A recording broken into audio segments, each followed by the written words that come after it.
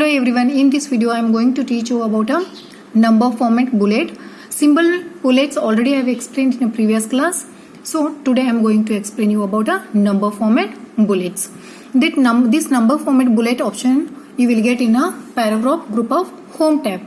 Just you need to click on arrow mark. Here different type of number format bullets you will get. You can select any one number format bullet here and you can apply for a selected list. If you want to change the format of a bullet, then you can click on define new number format bullet here. Here format window you will get. You can select any number style and any number style you can select from this list and you can change, or else you can apply different font for that list, and here you can click on OK.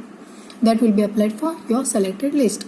And if you don't want any number format bullet, then you can click on none to remove number format bullet.